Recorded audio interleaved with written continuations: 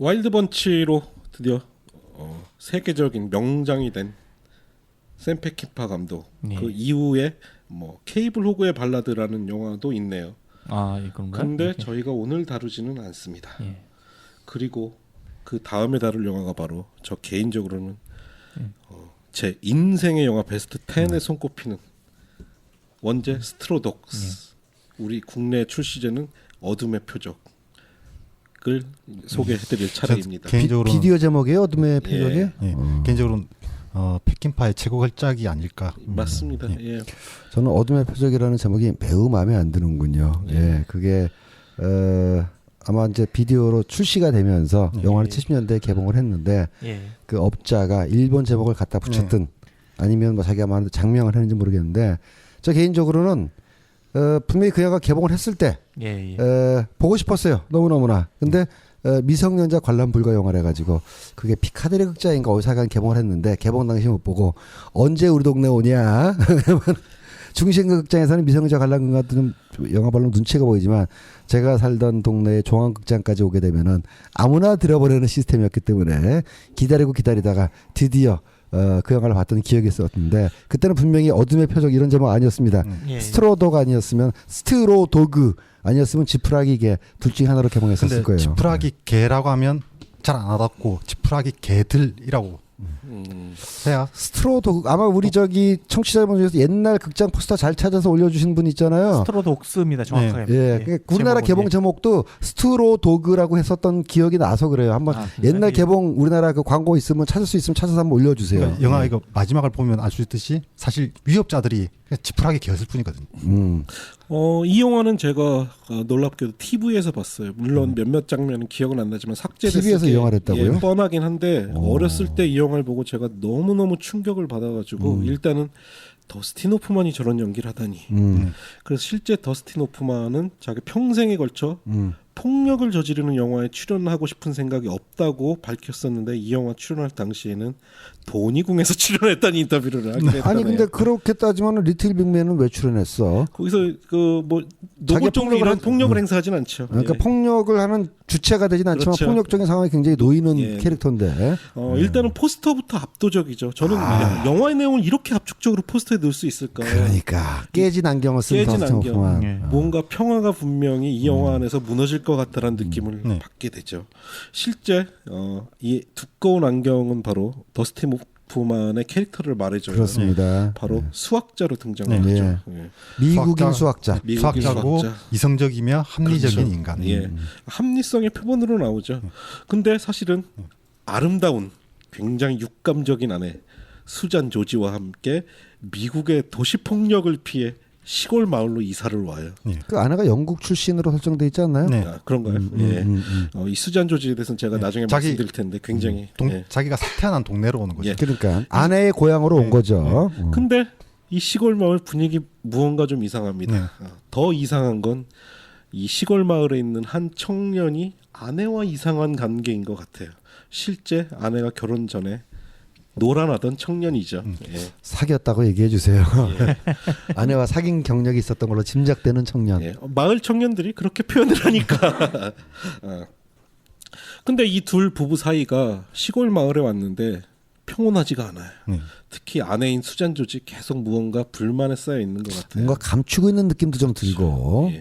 가장 중요한 표면적인 건 남편인 더스틴 호프만이 자기 아내인 자기 자신보다는 연구에 몰두한다는 그러니까. 거에 굉장한 불만이 있는 것 같고 두 번째는 명확하게 묘사되지는 않지만 성적인 불만도 있는 것 같아요. 있는 것 같고. 예. 그런 상황에서 과거의 남자친구를 포함한 동네 청년들이 자꾸 아내에게 은밀한 눈길을 보내죠. 근데 또 이 아내가 그 눈길을 즐기는 것 같기도 해요. 왜냐하면 자기의 젖가슴을 보여주기도 하잖아요. 아 그러니까. 예. 왜냐하면은 자기 창고를 허름한 창고를 이 동네 청년들에게 수리를 더스트 폼에 맡겼는데 그 수리를 하던 청년들에게 자기 젖가슴을 그대로 보여주기도 나 해요. 거기서 띠용 이건 뭐지? 이게 이제 뭐 옛날에 이제 시골에 그 살던 제가 아이고 또 옛날 얘기를 할 수밖에 없나 죄송합니다. 아유 옛날 사람인데. 아이, 그 고등학교 때 중학교 때 보면 말이죠. 서울에 유학 온 친구들이 좀 있었어요. 경남 어디 전남 어디 등등해서 너네들은 뭐 하고 노냐. 우리는 이제 만화 가게도 가고 오락실도 가고 TV도 본다. 그러면 우리 동네 텔레비 몇 대 없다. 이러면서 이제 그럼 너희들은 뭐 하고 노니?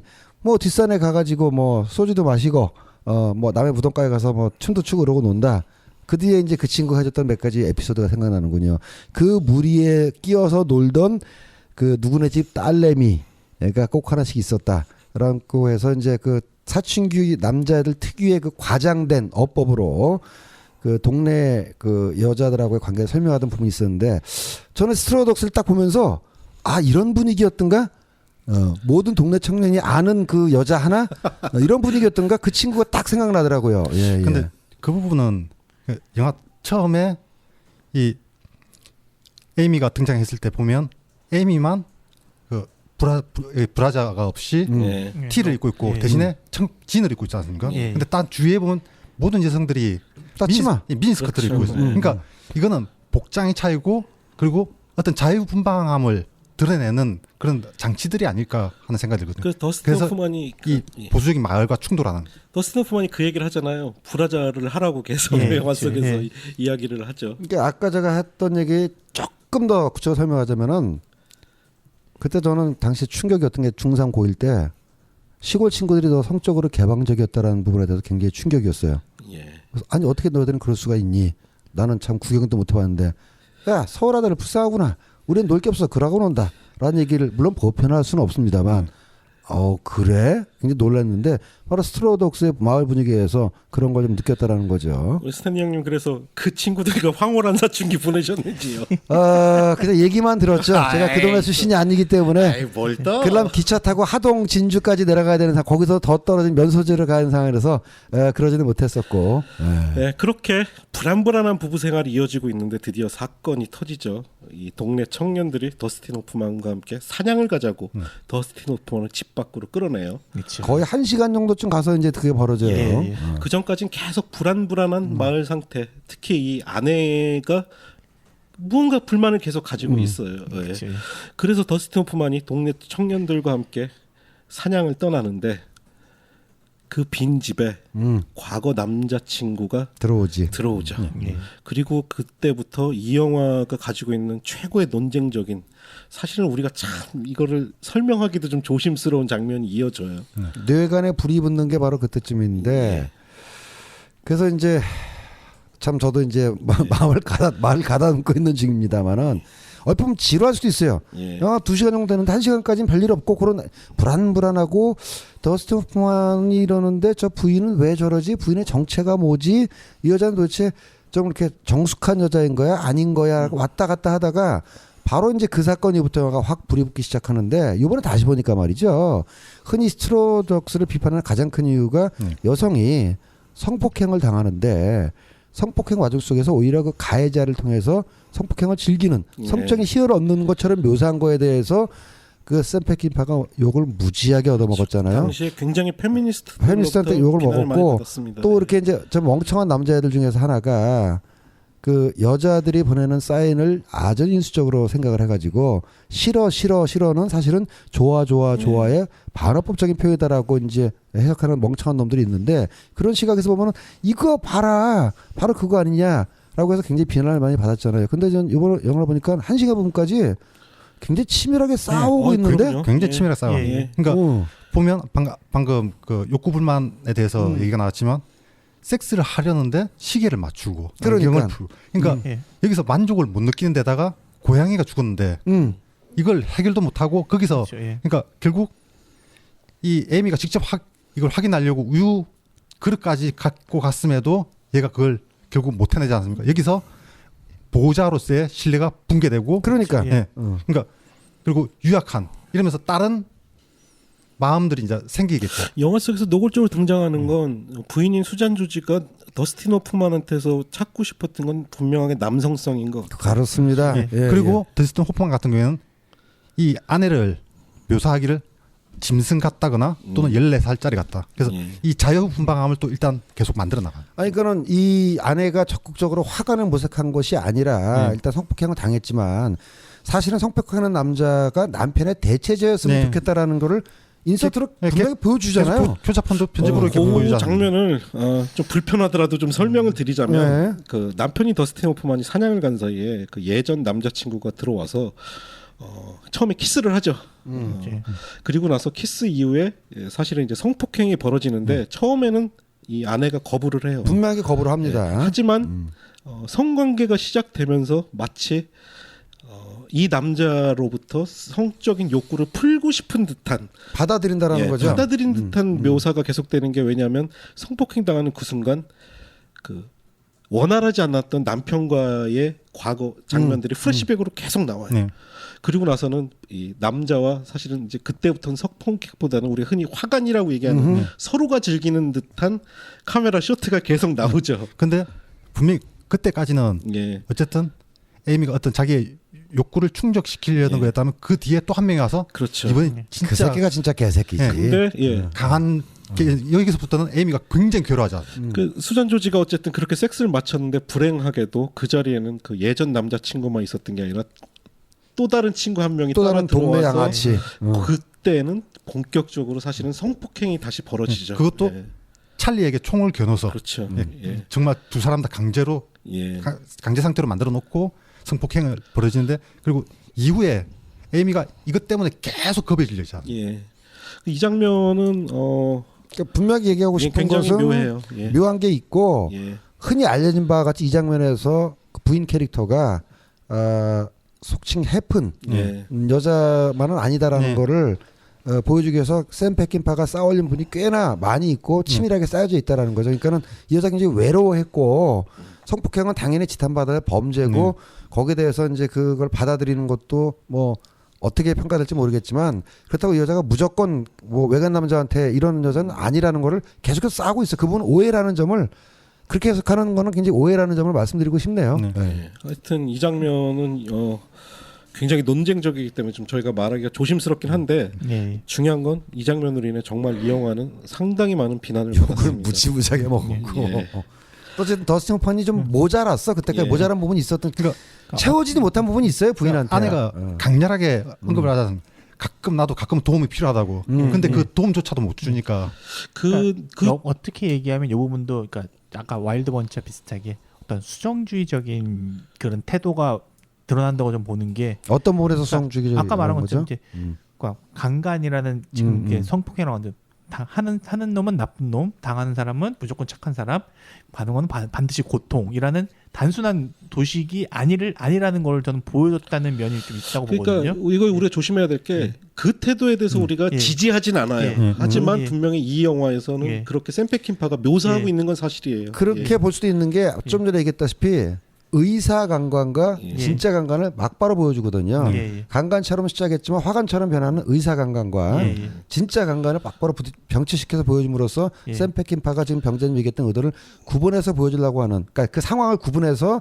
그런 의도를 보여주려는 부분이 있긴 있는데 예. 그거는 우리가 어느 입장을 찬성한다, 그렇죠. 예. 취한다 입장이 찬성한다, 아니라 반대가 아니라 그런 예. 해석의 여지가 있다는 점을 얘기하고 예. 있는 거예요. 그래서 그 이후에 이제 더스틴 호프만이 집에 돌아오는데 거기서 수잔 조지가 저는 이 영화 통틀어서 굉장히 도발적인 대사라고 생각을 해요. 뭐냐면 더스틴 호프만이 이는 사냥딸 같은 이놈들이 나만 놔두고 다 어디 갔어. 그러니까 수잔 조지가 뭐라고 대답을 하냐면 집 지키는 사람을 위해 서비스를 하러 뭐 갔나 보군 이런 대사를 하는데 더스틴 호프만이 거기서 눈치를 못 채요. 예. 전 이 장면 되게 중요하다고 생각해요. 뿐만 아니라 끝까지 눈치를 못 예, 채잖아요. 끝까지 눈치를 못 채요. 예.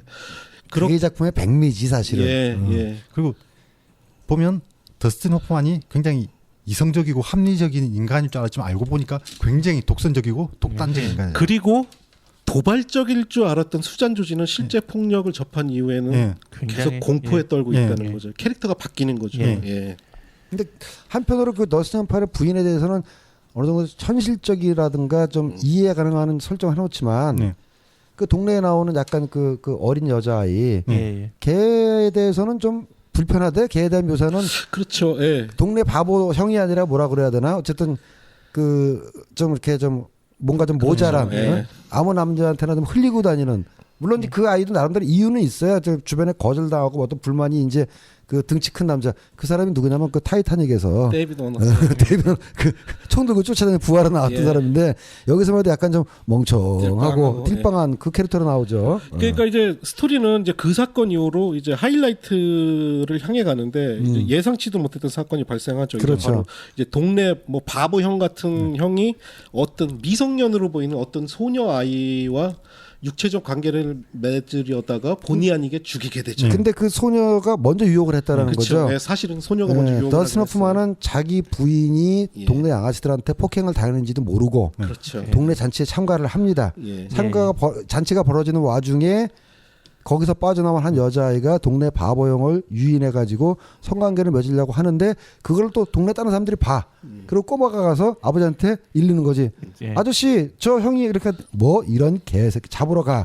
그러니까는 여자의 오빠가 여자 오빠가 예. 그걸 보고 하는데 이 동네 바보형은 들킬까봐 아이의 여자의 입을 막았든가 잠깐 네. 숨을 했는데 예. 너무 힘이 세니까 얘는 죽어버려. 그새 더스틴 호프만은 또 자기를 둘러싼 동네 사람들의 기류가 불편하다는 걸 알고 자기 와이프한테 무슨 일이 있었는지 모르는 상태로 이 자리에 불편하니까 가자고 가다가 도망치던 그렇죠. 그 동네 바보형을 차로 치어.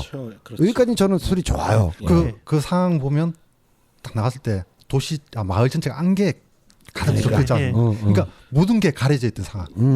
거기서 누군가 죽어나가고 교통사고가 일어나고 이 교통사고 난 동네 바보 형을 데리고 가고 사람들은 또 얘를 찾아 돌아다니고. 그러고 나서 이제 그 동네 바보 형을 집안에서 보호하고 있는데 보호하고 청년들이 와서 이 협박을 하죠. 이 청년을 예. 내놓으라고. 근데 더스틴 호프만은 거절을 하죠. 이제 그때부터 거기서부터가 이제 제가 이제 의문을 품기 시작한 점인데 일단 이 영화는 시나리오가 뭐가 좋냐면은 아내의 폭행 사실을 안 연약한 수학자의 광기가 출몰하여 표변하여 아내의 복수를 하기 위해서 쳐 죽인다 이런 스토리를 가지 않은 게 참 다행이에요. 맞아요. 그 아내의 그 폭행 사실 모르는 사이에 또 다른 그 사건의 그 가해자이자 뭐 가해자를 보호하다 보니까는 사건이 또 이렇게 아주 복합적으로 이렇게 얽히고 설키면서 결말을 향해 파고로 치닫는 건 굉장히 좋은데 내가 무슨 얘기를 하냐면은 보호까지는 납득이가 자기가 차로 치였고 예. 그다음에 이제 어쨌든 간호를 해야 되겠고 경찰한테 연락도 해야 되겠고 해서 일단 거기가 또 외딴 시골 아니겠습니까? 그래서 앰뷸런스를 부른다고 해서 당장 올 수 있는 것도 아니고 자기네 집 근처에서 치였으니까 집에 가서 보호하는 것까지는 납득이 가는데 어디서 납득이 안 가냐면은 그 흉포한 자들이 와가지고 걔를 내놓으라고 그러잖아요. 근데 아주 단호하게 그 거절하고 그래서 나는 그래서 아니 더스틴 호프는 언제 저렇게 깡이 생긴 단호한 나 같으면 저렇게 연약한 모습이라면은 그런 거에서 좀 더스틴 호프만의 캐릭터에 비약이 있다라는 생각은 안 가졌어요. 여러분들은? 그거보다는 보면 다른 상대방 이 아내라든지 이런데 가해지는 폭력에 대해서는 굉장히 무신경함. 대신에 자기한테 직접적으로 오는 거는 그러니까 아내가 이걸 뭘 이렇게 플러스를 마이너스로 변화시켰을 때도 그렇고 자기한테 직접적으로 오는 거에 대해서는 굉장히 민감하게 반응합니다. 근데 그때까지는 그 마을 사람들이 와가지고 그놈을 내놓을 때까지는 직접적인 폭력은 가지기 전이잖아요. 그러니까 내놓으면 끝인데 왜 안 내놓을까? 그걸 설명하는 이유 중에 하나가 그 전까지 더스틴 호프만이 쌓아놨던 캐릭터가 자기만의 원칙에 충실하는 사람이다라는 캐릭터가 하나 있고 또 하나는 이 사람의 미국식 사고방식. 네. 우리 집은 그렇죠. 내 테리토리 안에서 벌어지는 모든 일은 내 책임이다라는 의식이 있어서 아주 이상하지는 않아. 그리고 더스틴 호프만의 연기가 훌륭하기 때문에도 넘어는 가는데 아주 근본적으로 생각해 보면은 나 같으면 내주고 빨리 보내겠다. 물론 거기서 내주면 거기서 영화 끝나니까 안 되지. 근데 나는 그게 약간 좀 덜컥거린다는 느낌을 받았거든요. 저 괜찮았어요? 같은 경우는 이제 거기서 어떤 느낌이었냐면은 저는 그전 더스틴 호프만이 그 전에 했던 연기들이나 그런 게 뭐냐면은 나는 이들을 경멸한다는 느낌이 강했어요. 그렇죠. 그러니까 영국의 그 시골의 야만스러운 영국 시골 뜨기 그 야만스러운 딱 그 미국 북부인이 그 레드넥 보듯이 그렇지 그런 게 그렇게 있어. 경멸한 시선으로 보고 있어. 그 전까지만 해도 그러니까 그 전에 걔들이 뭐 하나가 충돌 안 하려고 하도 섞이기 싫다는 의지의 표현으로 봤거든요. 그렇습니다. 근데 네. 어떤 형태 억지로 섞이게 되니까는 이 섞이는 상황에서 그 섞임을 굉장히 강하게 거부한다라는 걸로 그럼 그 보이긴 바보형을 했거든요. 보호하는 이유가 예. 섞이길 보호하기 위해 거부하기 위해서 보호한다고요? 예, 저는 그거 섞이기를 그런 것도 있고 그리고 파고님이 얘기했듯이 이 집에 대한 태도. 예, 집에 대한 태도라 이 집에 그 대사에도 나오지 않습니까? 우리 집에 대한 폭력은 예. 절대 용서 못해. 여긴 내 영역이야. I'm in 예, charge라고 예. 딱 얘기를 하잖아요. 그리고 사실은 그게 스토리상의 비약일 수도 있는데 저는 그게 이제 샘 페킨파가 항상 영화 속에 가지고 있는 딜레마 내지는 뭐라 그럴까 묘한 지점이라고 생각이 드는 게 정작 자기가 지켜야 될 아내를 지키지 못했어요. 그러니까 예. 근데 더스틴 호프만의 정말 폭력성을 드러낸 거는 자기가 지켜도 안 지켜도 될 낯선 청년을 보호하면서 그 폭력성이 드러난단 말이에요. 그러니까 어떻게 보면 전 영화를 보면서 이것 자체를 어떤 그 더스틴 호퍼만이 네. 미국에 대한 알레고리가 아닌가. 예, 예. 내부의 사태는 전혀 봉합을 그렇죠. 못하면서 예, 예, 그럴 수 있겠네. 외부만 경찰처럼 예. 그쵸. 그 말을 제가 좀 더 보태자면은 감독이 예. 미국 사회와 미국식 엘리트들에서 야지 놓는 거 아니야?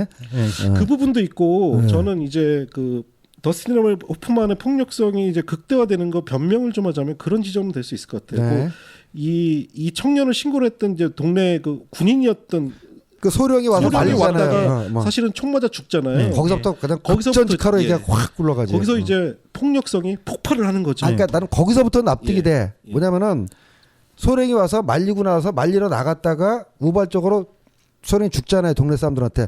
평상시에 동네 사람들한테 지도력을 보이고 있다라고 했던 소령마저도 동네 노인네 및 청년을 제압하지 못해서 신경을 하다가 총에 맞아 죽는단 말이에요. 네. 그때는 내가 확실하게 이입이 되더라고. 내가 더스마 입장에서 야, 이 마을의 원로도 저 폭도 앞에서 죽임을 당하는 상이라면 난 여기서 저들한테 항복하고 나가고 이제 와서 저 바보 형을 넘겨준다고 무사하지 못하겠구나. 이제부터 결사항전으로 싸워야 되겠다는 게 거기서부터는 엔진이 걸렸어. 근데 그 전까지 바보를 들이고 나서부터 소련이 죽기 전까지는 아니 그냥 내 보내지 왜 이렇게 쟤를 안 보내? 그러니까 제가 고- 보기에는 고사- 아까 얘기했던 그걸 좀 설명하면 그건 거니까 응. 그게 뭐냐면 그 애를 그 바보형 내놓는 게 내가 자발적으로 내놓는 게 아니라 내놔 하니까는 아예 알겠습니다 하고 주는 그게 싫었다. 굴복의 개념이었던 거거든요. 아. 그러니까 거기서 그나마 내가 인정할 수 있는 아까 말했던 그 소령이든지 경찰이든지 그런 애들이 와서 얘기한다 그러면 그나마 내가 인정할 수 있겠는데 내가 아, 니들 하는 그러네. 얘기를 들어야 돼? 실제로 소령 말은 였던 것 들으려고도 같아요. 했었어. 예, 예. 였던 것 같아요. 예. 그거 뭐 설명이 예. 되네요. 그러니까 그런 태도들이 이렇게 드러나는 게 여기서 바로 그 짧은 시퀀스 내에서 우리 집이라는 걸 3번이나 강조합니다. 그렇죠. 그렇죠. 예. 그 말은 이거네요. 네. 우리 집에 있어서 네. 누가 폭력을 행사하려고 할 때는 강압을 행사하려고 할 때 소령이 상정하는 그래도 정당한 네. 공권력이라든가 그치, 말은 예, 예. 듣겠지만 그래서 그 예. 직전에 음. 직전 대사가 그 아내가 자꾸 내보내자 그러니까 예. 참견하지 말고 이건 내 문제라고. 그렇죠. 집과 예. 자신을 동일시하는 거. 그렇지만 외부의 강압적이고 비합리적인 폭력에 대해서 절대 극복하지 않겠다. 예. 그거는 마치 그러면 수학적으로서 그 사람이 절대 틀린 공식을 가지고 자기의 이론을 완성하지 않겠다라는 집념하고 비슷한 건가요? 그 사실은 수학 이론이 깨지는 순간 아닐까요? 예. 그렇게 볼 수도 있겠네. 그래서 뭐냐 그러니까 사실은 그 외부 폭력을 가하는 그 동네 청년들이 하는 행동 보면 막 자전거 타고 미친 듯이 하잖아요. 예. 이게 비이성을 접하는 순간 폭력성이 결국은 자기도 비이성적으로 이제 대하는 거죠. 지극히 이성적이었던 더스틴 호프만 캐릭터는 아, 그 네. 순간 이성의 탈을 그냥 확 벗어던지는 그렇죠. 거죠. 그러니까 그렇죠. 예. 소령이 딱 왔을 때까지만 해도 괜찮았는데 어쨌든 사태를 해결할 수가 있었는데 소령이 죽는 순간 이게 모든 게 끝나버린 거예요. 다- 사고를 확 번지고 또 이 스트로더를 보면서 저는 이제 우리가 신사의 나라라고 생각했던 영국이 얼마나 예. 저렇게 거칠고 왜냐하면 이든 레이크 생각도 약간 나지 예, 않아요? 이든 레이크 생각 이든 많이 레이크 나죠. 생각도 많이 나고 그다음에 이제 This is England라는 영화가 예, 있었어요. 예, 2000년 초반에 그것도 보면은 그 영국 하층민들의 이런 그 생활을 여과 없이 보여주는 건데 누구는 그렇더라. 영국의 젠틀맨 문화가 발달하게 된 이유 자체도 워낙 영국인들이 거칠었기 때문에 역설적으로 예절을 가리킬 필요가 있어서 젠틀맨십이 발전했다는 얘기도 있는데 참 거칠어. 그리고 저는 이제 여기서 클라가 오렌지 장면이 생각나고 더스틴 호프만이 자기의 방어를 위해서 지형지물을 이용해 가지고 그 악당을 퇴치하는 장면에서는 홈얼론 생각나던데. 아 예. 홈얼론 저도 그 얘기 하려고 그랬어요. 그리고 이게 이유나 이 다른 어떤 시골을 다룬 영화하고 예. 근데 다른 지점이 예. 이 마을 자체는 배타적인 마을이 아닙니다. 약간 깔고는 있지만 예. 노골적으로 하진 않아. 예. 그리고 예. 마을 사람들도 어쨌든 친절한 사람들인데 여기 좀 그런 배타적인 집단이 있을 뿐이지 가정. 아니 근데요 이게 미국 사람들이 영국에 갔을 때 느끼는 공통된 배타감이 있나 봐. 왜냐면은 정도의 차이만 있을 뿐이지 사실 여기서도 약간 노골적으로 배타적이긴 않지만 약간 왕따시키는 부분이 있잖아요. 근데 최근에 나왔던 빅 쇼트라는 영화도 보면은 거기서 그 그 안젤리나 조리 남편 누구지? 브래드 피트는 예. 영국에 살고 있습니다. 그러면서 미국에 있는 자기 제자들한테 투자 방법을 가리키면서 영국에서 와이파이로 야 이 주식 팔어 그러는데 영국인들 술 먹고 다 괜히 시비를 걸어. 야 너 돈 많다 이런 식으로. 그래서 실제 영국인들이 미국인들만 가면 그렇게 시비를 거는 건지 아니면 미국인들이 영국에 갈 때마다 괜히 영국 애들이 자기한테 시비 건다고 느끼는 게 많아서 영화에 나타난 건지는 모르겠지만 유독 미국 영화에 불친절하고 도발적인 영국인들이 굉장히 많이 나오는 것만은 사실이에요. 그리고 저는 그 배경 자체가 그렇게 영국 시골로 설정을 한 이유도 저는 어느 정도 목적이 좀 있지 않나 싶은 게요. 정확하면 영국 중에서 스코틀랜드 아닌가요 이쪽에? 근데 이제 네. 그 국가와는 상관없이 이게 제가 어떤 맥락에서 있냐면 그 철십자 훈장 마지막에 보면 전쟁 장면들 스틸이 나오는데 분명히 거기 세계대전이 아닌 월남전 사진이 나오더라고요. 왜냐면 철십자훈장의 주제 자체가 그 2차전 소재로 해가지고 매개했고 전쟁 자체를 그렇죠. 비판하는 거니까. 그러니까 샘 펜킨파가 이야기하고 싶었던 거는 그 이제 그 마을이 어느 나라인가가 중요한 게 아니라 어떤 폭력을 네. 피해 시골로 갔지만 여기에도 여전히 우리가 비이성적 폭력은 존재한다. 이 얘기를 하고 싶었던 거예요. 맞습니다. 거기 하나 덧붙이자면은 스코틀랜드가 맞다면 예. 스코틀랜드는 이중적인 의미가 있는 거예요. 그러니까 스코틀랜드에서는 그 저스틴 호프만의 존재가 이중부정이 되는 게 뭐냐면은 이중부정이라는 게 부정이 긍정이라는 게 아니라 부정하고 또 부정하고 해서 진짜 부정한다는 의미인데 일단 외지인이라는 의미에서 스코틀랜드 사람에서는 영국 사람들 되게 싫어합니다. 예. 네. 근데 이놈은 외지인 중에서도 또 미국 놈이야 심지어. 그러면은 미워할 요소가 골고루 갖춰졌거든요. 만약에 설정이 그렇게 돼 있지 않았지만 더스틴 호프만이 런던 근교에 머물렀다. 그러면 이거하고 다른 드라마가 나왔을 수도 있어요. 근데 하필이면 가장 베타적인 스코틀랜드에 머물러 있고 더군다나 미군이라는 점이 더스틴 호프만을 더욱더 곤경해 보라는 샘 펜킨파는 명백하게 성악사를 추종하는 사람인 게 그런 것 같아요. 샘 펜킨파가 흔히 자기 영화에 자기가 어떻게 영향을 받았는지를 세 가지로 축약을 한대요. 첫 번째는 뭐 서부 영화를 통해서 자기가 배웠던 가치관, 두 번째가 목장에서 자란 성장 배경, 그리고 세 번째가 친구가 추천해준 책이 있대요. 뭐? 그 로버트 아들이라는 미국의 행동과학 연구가가 쓴 그 살인마 유인원이라는 책이 있는데 이 살인마 유인원, 그러니까 예. 원숭이란 뜻이죠. 예, 이게 뭐냐면 기본적인 근원이 모든 인간은 살해 충동을 가지고 태어난다. 즉 인간의 폭력성은 선천적이다라는 내용을 가지고. 아니 그래서 내가 예. 얘기했잖아요. 와일드 번치에서 아이들이 전갈 태워 죽이는 예. 장면은 인간의 본성에 폭력성이 내재되어 있다라는 거를 아이를 통해서 보여주고 그거는 그 뒤에 철십자 훈장에서도 동요가 그렇죠. 나오잖아요. 예. 나비야 그 아이들 동요가 나오잖아요. 독일 동요.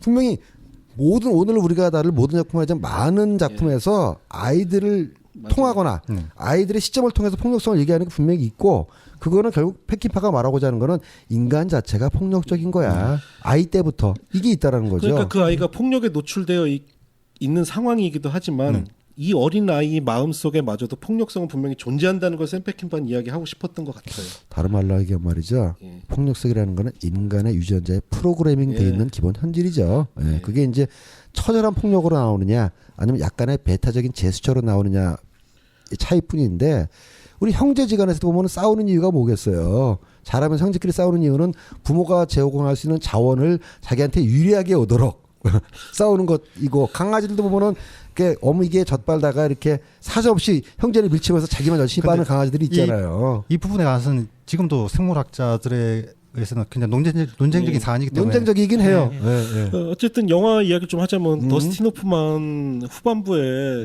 그 폭력성이 폭발하는 장면. 그 나오는 집에라니까. 저는 근데 너무 좋던데요. 그 심리묘사나 아 좋아요. 그리고 예, 예. 우리가 영화 역사상 최고로 큰 쥐덫을 발견할 수 있다.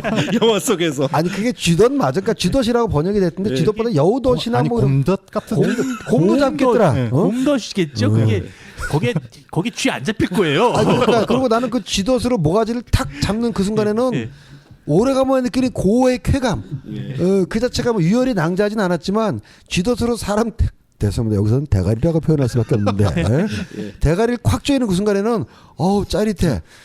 그리고 예. 아까 제가 얘기했듯이 그 만약에 이 더스틴 호프만을 미국이라는 그 미국의 알고리로 놓고 본다면 에이미는 그 밑에 약자들이 되거든요. 네, 네. 그래서 약자들이 당할 때는 아무 문제가 없지만 자기 이 집을 강조해서 자기를 미국 자체로 놓고 보니까 자기가 당하면 여기서 공격 충동이 굉장히 커집니다. 그런- 그래서 예. 나중에 그 한 명이 남았을 때 에미한테 총을 들게 하지 않습니까? 예. 자기가 공격을 하면서 약자들까지도 그렇죠. 자기 쪽으로 끌어들이는 겁니다. 그리고 그 장면이 저는 되게 묘했던 게 이제 그 아내가 사실은 나 밖으로 나갈래. 아내는 이 처음에 안에서 나가려고 죽는 게 그랬지. 나가는 게 응, 좋겠다. 응, 사실은 응, 샘 페킨바가 전형적인 여자 예, 예. 살기 위해 배반하는. 배반하려는 어떤 태도를 보이니까 드디어 더스티 호프만이 아내에게 폭력을 가하기 시작을 하잖아요.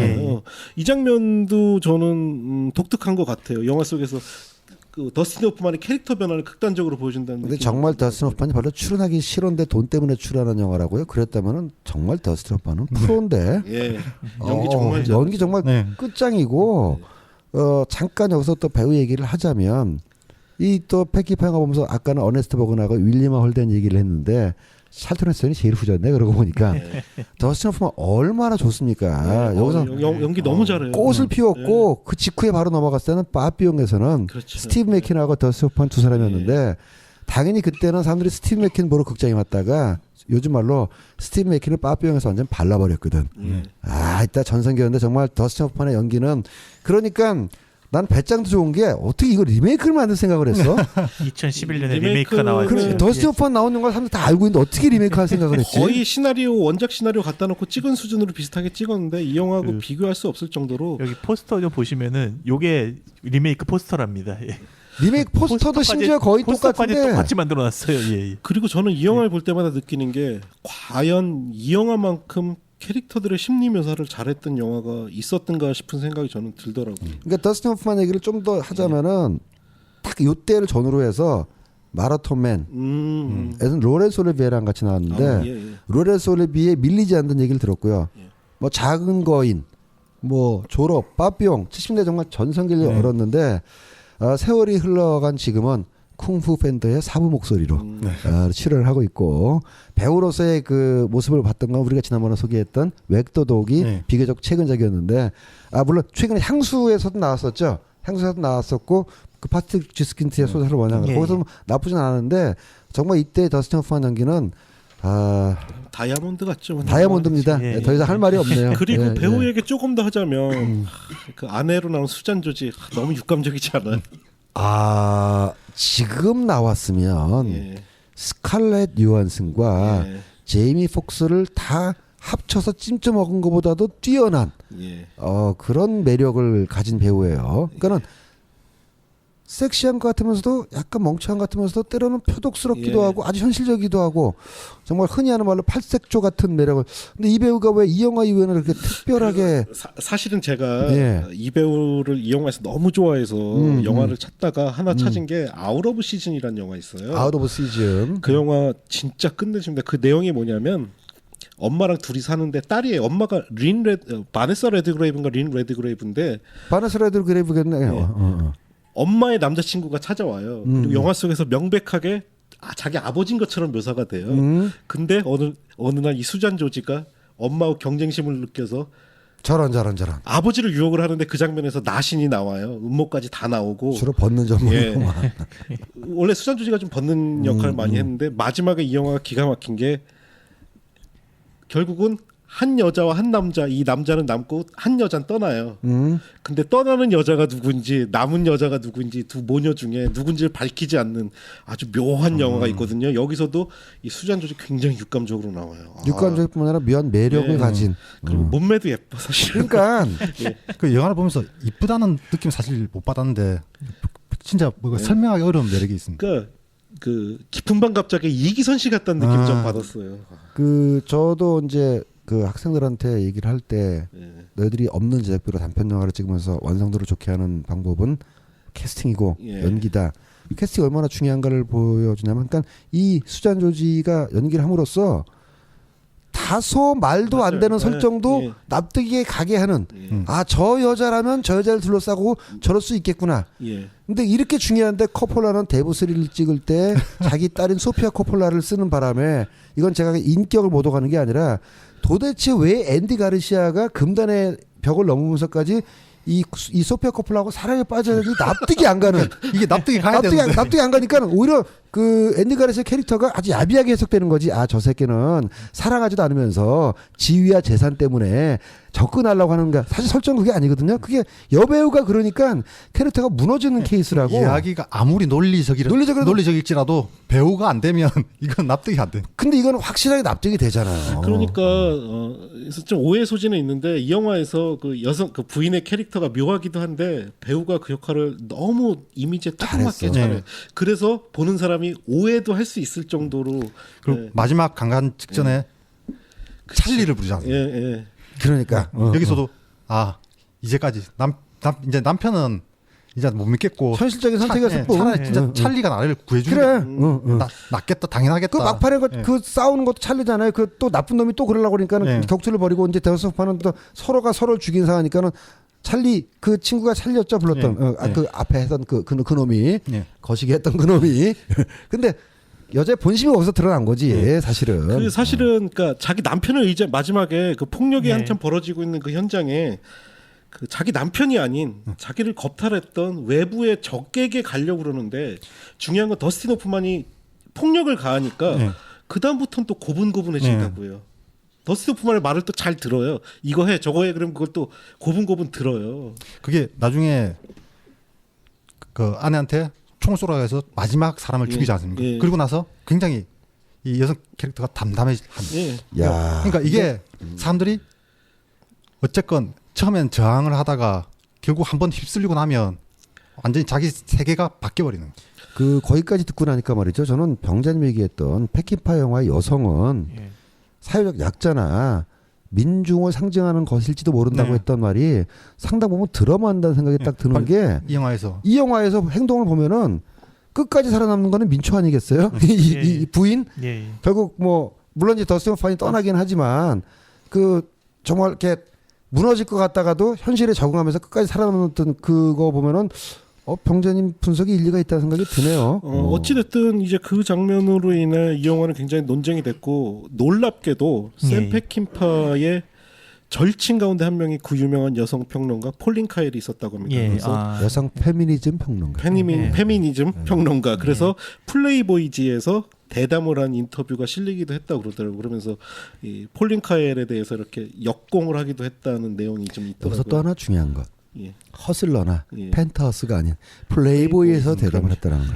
플레이보이는 여러분이 알고 있던 도색 잡지가 아니라 그렇죠. 종합 성인 엔터테인먼트 매거진이었기 때문에 그런 대담이 실릴 수가 있었다라는 거. 그리고 이제 그 스트로독스는 마지막 더스틴 호프만의 대사로 좀 마무리를 해야겠는데 네. 그 마을의 그 못난 형, 네. 좀 모자란 형을 결국 집에다 데려다 주는데 더스틴 호프만이 아내는 집에 있으라고 그러고 그렇죠. 예. 그 집을 나오면서 야 니네 집 어디야 그 그랬더니 대사 예. 직전에 표정이 그치. 예. 정말 만족한 표정을 딱 짓는데 그러면서 너 다 집 이루었도다. 어디야 그랬더니 그 바보 형이 바보 형이 예. 모르겠는데 그랬더니 더스틴 예. 호프만 씩 웃으면서 나도 우리 집이 어딘지 몰라. 괜찮아? 나도 집 어딘지 몰라. 그러면서 영화가 끝나죠. 거기서 엔딩에서 영화를 격을 확 올려주는 그렇죠. 거지. 예. 그리고 크레딧이 끝날 때까지 자동차 백라이트가 계속 보였죠. 예. 아, 그러니까 좋은 영화는 말이죠. 예. 엔딩이 좋아. 예.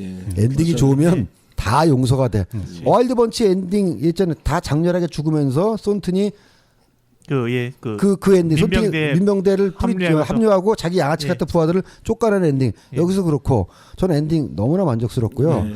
예. 와일드 번치에서도 연출력이 보였지만 저는 연출력에 대해서 딱 한마디 더 하고 이제 와일드 번치에 대해서 그만 얘기하려고 그러는데 역시 패킨파다라는 탁월한 연출력은 그 쳐들어올 때 LP를 걸어놓고 그렇죠. 스코티시 백파이프를 연주하는 네. 군가를 맞아요. 열어놓고 네. 격렬하게 싸우면서 더 기가 막혔던 거는 그 LP가 다 돌아가고 그렇죠. 나서 헛바늘이 돌아가는 치걱치걱 소리를 사운드 몽타주와 함께 네, 계속 나오죠. 예. 아 이거는 말이죠 그 영화학교의 교과서에서나 나올 법한 기법들을 지금 썼다면은 웬 교과서 그럴 텐데 영화 속에서 아주 자연스럽게 맥락 속에 녹여내니까는 정말 명품이다.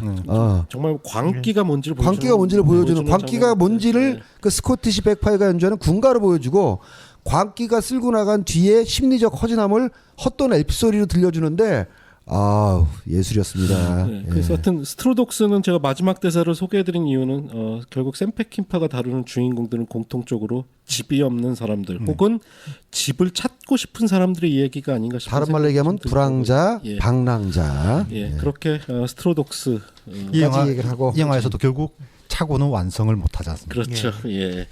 해서 이 꼭 보시길 스트로독스라는 바랍니다. 제목에 대한 해석이 좀 이런 해석도 있긴 하네요. 그러니까 스트로독스 제목을 얘기할 때 보통 이제 아까 말한 지푸라기로 만든 그냥 그 별것도 아닌 개 같아 보이지만 사실은 바로 참 툭차 건너차지는 그런 걸로 해석하는데 이게 해석에 따르면은 어떤 경우는 이거를 이 스트로독스를 노자에서 인용한 말이라는 거기 노자에서 해석도 인용한 있어요. 말이야. 중국에서 근데 쓰는. 예. 이 영화 스트로독스 결국 얘네들이 마지막 공격하는 영국인들을 가리키는 거지 않습니까? 예. 당시 1971년에 이 영화가 나왔고 바로 1960년에서 1970년이 영국 병의 시대지 않습니까? 영국 병의 영국 시대. 병, 그러니까 영국이 쇠퇴하기 시작하면서 본격적으로. 그런 것도 이렇게 영화의 배경으로 녹아내지 않았을까? 그러니까 2차 세계대전 이후에 세계 패권 국가의 지위를 미국에 양도하고 예. 그렇죠. 예. 처칠이 전쟁의 영웅임에도 불구하고 선거 직후에 열린 선거에서 개참패를 당하고 네. 그로부터 영국 계속해서 식민지도 뺏기고 그들 나라에 비해서 독립이지만 그러면서 이제 산업 구조 자체도 이렇게 첨단화 고도화하고는 거리가 멀어지면서 네. 영국병이라고 얘기하는 네, 사람들 지지를 얻기 위해서 복지를 무한정 확대하다 보니까 결국 이 효율은 낮아지고 임금은 높아지고 그때가 이제 노동당 정부 시기였는데 네. 그래서 우리나라에서 우파에 계신 분들께서 대처를 찬양할 때 노동당 정부 좌파 정부가 망가뜨렸던 영국 경제를 대처가 재건했다라는 식으로 얘기할 때 그런 사연을 네. 쓰곤 하죠. 그래서 영국병을 이 지푸라기에 대입시키면 결국 별것도 아닌 이런 것들이 공격하는데 아예 다 죽여버리지 않습니까? 그러니까 이거 어떤 과도한 폭력, 미국이라는 국가의 어떤 폭력적 행위들. 예, 그 노자의 이 대목은 정확히 말하면 이 대목입니다. 그러니까 천지는 인자하지 않다. 만물을 그 풀강아지처럼 다룬다. 성인은 인자하지 않다. 백성을 풀강아지처럼 다룬다.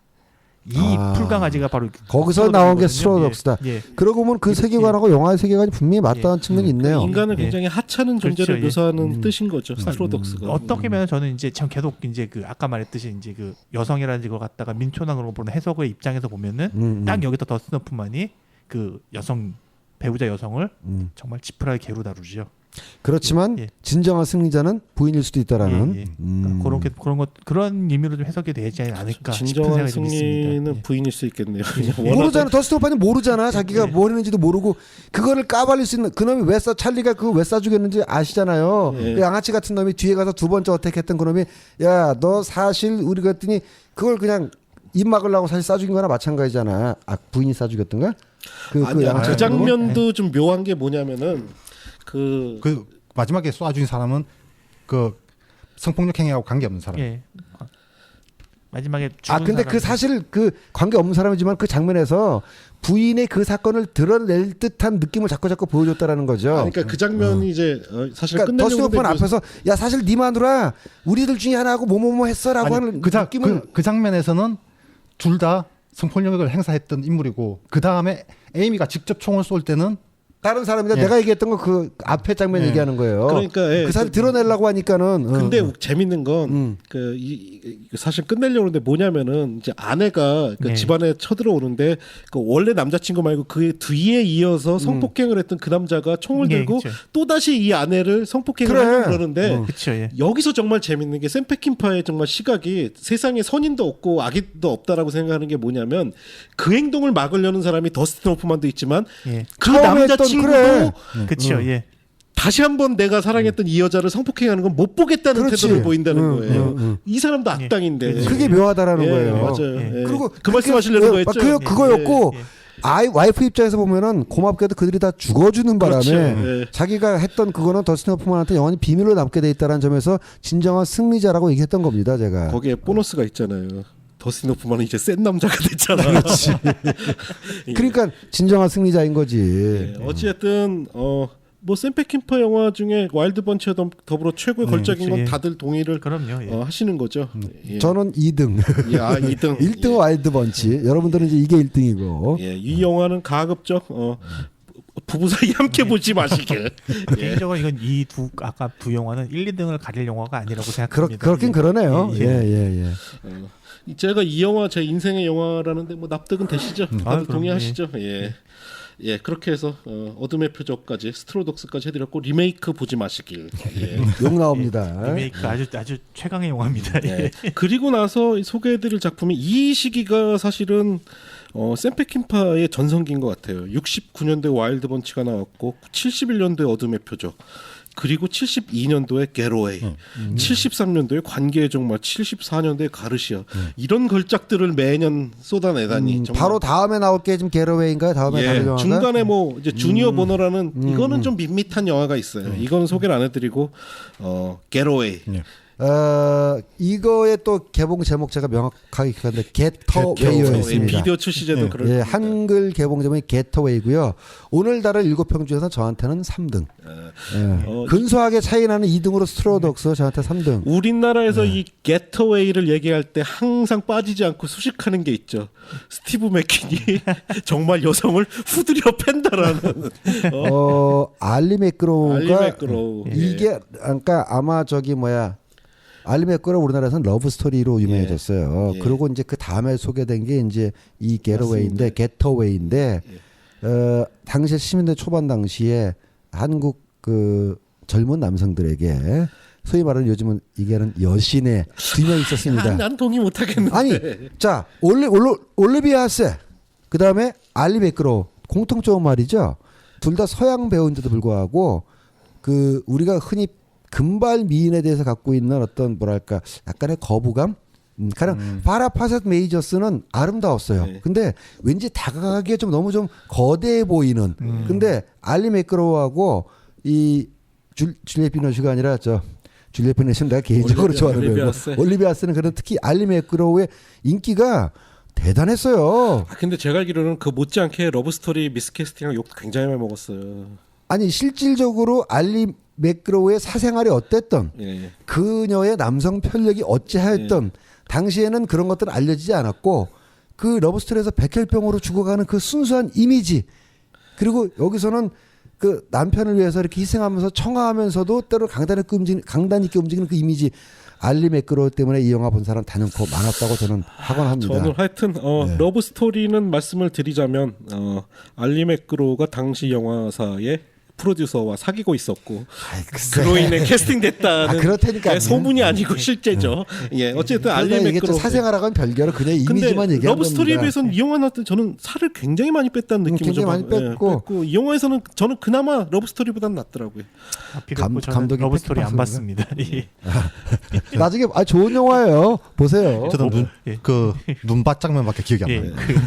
어찌됐든 영화 스토리를 소개를 해드리자면 예. 주인공 스티브 맥킨은 수감 중이죠. 그렇습니다. 수감 중인데 딜이 들어와요. 너를 풀어줄 테니 나의 부탁을 하나 들어달라고 무슨 정부 고위 관료한테 딜이 들어왔다기보다는 딜이 들어와요. 아니 계속해서 가석방을 위해 예. 노력을 하는데 거절당하니까 아내를 아내를 보내서 그렇죠. 딜을 예. 시키는 거죠. 거절당하니까 받아들이는 거죠, 와이프한테 사실은. 가서 이렇게 얘기하지. 너 그 사람 만나서 뭐든지 하겠다고 그래. 그 베넌 예, 변호사. 예. 베너 변호사한테. 예. 근데 이제 해석하기에 따라서 사실 스티브 맥킨은 야 내가 뭐든지 하겠다라는 거였지 당신이 그렇죠. 뭐든지 하겠다라는 건 아니었잖아라고 뒤에 가서 얘기할지는 모르겠지만 예. 알리 맥그로우 입장에서는 뭐든지 하겠다라고 시키니까 또 남편을 사랑하니까 베너 변호사의 부당한 요구를 받아줄 수밖에 없는 정황이 예. 조성이 되는 거죠. 예, 가서 영화에서 노골적으로 묘사되진 않지만 알리 맥그로우가 뭔가 딜을 위해 자기 예. 몸을 이용했다는 그렇습니다. 느낌을 받게 돼요. 예, 예. 그리고 나서 스티브 맥킨은 이제 풀려나죠. 풀려나죠. 근데 예. 이 사람이 원하는 게 뭐냐? 이유는 아직 얘기 안 하는데 은행을 털어달라고 그래요. 그렇죠. 예. 근데 사실 알고 봤더니 예. 이 일을 사주한 사람의 동생이 예. 그 은행에서 은행장이었는데 돈을 좀 횡령을 했고 돈을 슈킹을 했어. 그래서 그거를 감추기 위해 이 은행이 강도가 털린 것처럼 25만 불을 뺐었잖아요. 그렇죠. 그치. 예. 그렇게 해서 이 스티브 맥킨과 알리 맥고로가 팀을 이뤄서 그 은행을 털죠. 몇몇의 양아치들과 함께 예. 범죄자들과 함께 그 양아치들은 바로 그 일을 사주했던 사람이 붙여주는. 그렇죠. 예. 근데 중간에 그 중에 한 놈이 악당이 돈을 가지고 튀어요. 그렇습니다. 예. 예, 예. 근데 스티브 맥켄이 바로 쫓아가서 이제 죽이고 나서 죽인 건 아니죠. 예, 총을 쏴 죽이는데 죽이려고 쌌는데 얘가 방탄조끼를 입고 그렇죠. 있었지. 방탄조끼 입고 있었죠. 아, 돈을 갖고 튼 건 아닙니다. 예. 만나러 간 거죠. 만나러 간 건데. 근데 이제 배반해가지고 선제적으로 이놈이 날릴 줄 알고 스티브 맥킨이 총을 뽑았는데 죽은 줄 알았더니 이제 한 발을 목 근처에 슥 쳐서 부상을 입었지만 더구나 이놈이 뻔뻔스러운 게 스티브 맥킨이 방탄조끼 챙기라니까 야 나 10년 동안 강도질 했어도 그거 없이도 잘했다 그러다가 정작 자기가 뒤통수 칠 때는 자기가 먼저 입고 있어. 그렇죠. 근데 너만 입고 있니? 나도 입고 있어. 그래서 스티브 맥킨이 먼저 선제 공격을 해갖고 제압해가지고 돈을 가지고 떠나죠. 예. 이제 그러다 보니까 결국 스티브 맥킨과 알리 맥거로우도 또 집 없이 도망쳐야 되는 입장에 처하게 되죠. 여기서 여러분한테 이제 물어보고 싶은 거 아까 제가 얘기했던 캐릭터의 개연성의 또 다른 질문인데요. 어느 순간에 스티브 맥킨은 알리 맥거로우가 정절을 배신했음을 알게 돼. 그렇죠. 예. 그리고 알리 맥거로우는 항변해. 너 때문에 그런 거 아니냐. 그것 때문에 다투기만 해. 심지어 때리기까지 해. 그거 원테이크로 예. 앵글도 직접 때리는 손을 잡는 앵글이야. 진짜 때린 거야 한마디로. 그러니까 예. 제가 때린다고 표현하면 그게 감이 안 서요. 후드려 팬다라는 표현을 써요. 그래서 야 아무리 시대가 옛날이라고 하지만 미국 영화에서 저렇게 여성을 후드려 패는 그냥 이렇게 따고 때리는 정도가 아니라 주먹은 아니에요. 주먹으로 남자가 남자 때리듯이 어퍼컷 날리고 뭐 그야말로 아고창 날리고는 아니지만 손바닥이나 손등으로 후드려 팬다고. 근데 그러다가 또 한 번은 도망치다가 쓰레기장에 갔을 때는 야 우리 헤어지자. 이 헤어지다는 심리 속에서는 나 너랑 못 살겠다. 플러스 너를 더 이상 고생시키고 싶지 않다. 이렇게 계속 뒤에 틈이 벌어지려고 그래. 근데 끝에 가서는 둘이 손을 잡아. 네. 이거 납득합니까? 스티브 맥킨의 심리? 여러분들이 스티브 맥킨이라고 다 생각해보세요. 이입했다고 치고. 죽으나 사나 역시 조강지처야? 저는 샘 페킨파 영화의 주인공이 이입하면 좀 위험하다고 생각합니다. 자칫 우리 방송 자체가 비난받을 수 있어서 어이구 생각만 해도 그러면 안 되죠. 예. 저는 근데 오히려 아까 얘기했던 스트로독스보다는 납득이 갔어요. 자기 부인이 그렇게 했다라는 거는 아프지만 그 원인이 결국 나한테 있었고 예. 끝까지 이제 신의를 지키지, 그러니까 배반하지 않고 지켰다는 점. 왜냐하면 중간에 부인이 그 돈 가지고 튈 여유가 몇 건 있었거든요. 충분히 있었죠. 예. 예. 그러니까 남편은 이 여자가 정말로 배신할 수 있는 기회가 있었음에도 불구하고 배신하지 않더라고. 난 그 상황에서는 부인한테 신의를 지키는 게 맞다고 여겨집니다. 그리고 또 한 가지 그 보니 앤 클라이드도 그런데 이 70년대 영화들의 공통점이 남성의 어떤 성기나 이런 성욕의 그 메타포로 항상 총기가 등장하거든요. 그렇습니다. 사실 보니 앤 클라이드에서 사실은 총을 쏘고 나서 성행위가 가능했잖아요. 그렇죠. 워렌 비티가. 예. 근데 이 영화에서도 노골적으로 유혹을 할 때 직접적으로.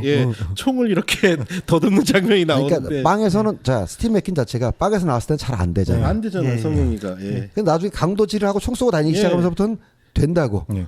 그리고 양아치 같은 놈이 그 수의사 집을 쳐들어가가지고 했을 때도 예. 그 수의사 부인이 총을 그렇죠. 훑으면서 예. 그러니까 총기 자체가 총구 자체가 남성성을 상징한다는 건 너무나 흔한 분석이라서 네. 이미 뭐 얘기할 근데 이 필요 영화에서는 없을 정도고. 너무 노골적이잖아요. 노골적이고 그래서 캐서린 비글로우도 그 블루스트레에서 네, 그렇죠. 아주 노골적으로 계속해서 들이대고 있잖아요. 하여튼 이 영화에서 또 논쟁적인 건 이제 쫓기는 자는 이제 스티브 맥킨과 알리 맥거로우인데 쫓는 자는 바로 아까 조직에서 배신을 했던 그 악당 캐릭터 이름이 예. 뭐였더라?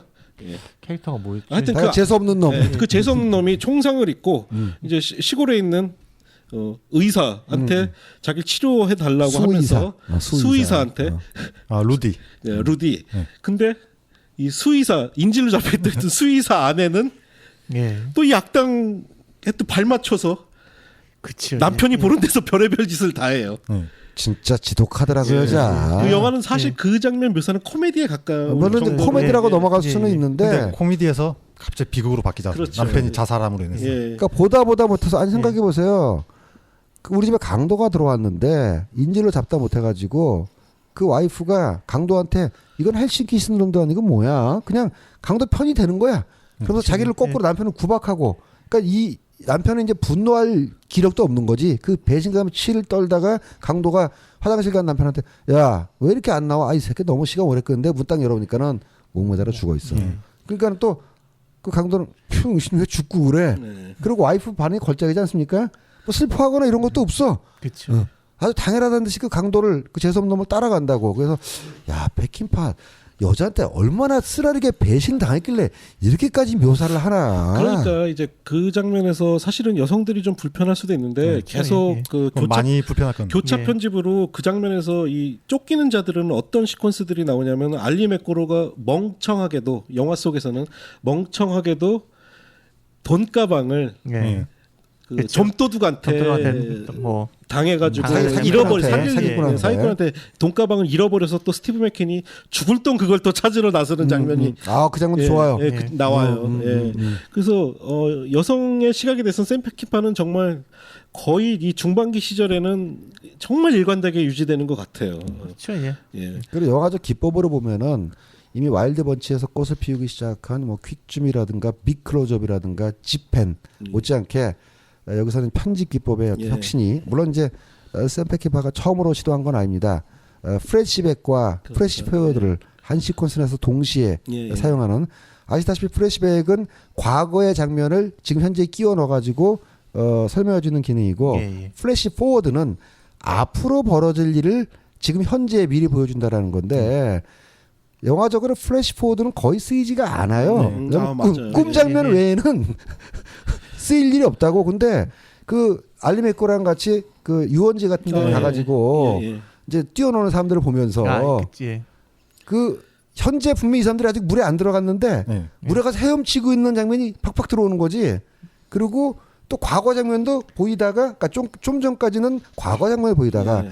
유원지에서 헤엄친 사람들 보면서 물속에 들어가서 놀고 있는 미래의 알리 맥그로와 스티브 맥킨이 보여지고 그러다가 이게 관객들로 하여금 아니 이게 현실이야 그렇죠. 상상이 할 예. 때쯤 딱 얼른 넘어오냐면은 수영을 마치고 예. 젖은 상태로 호텔방으로 들어온 남녀를 보여줌으로써 예. 사실은 그게 탁월한 게 말이죠.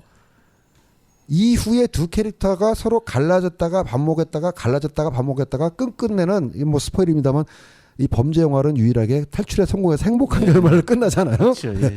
이거를 플래시 포워드로 미리 예징하는 거예요.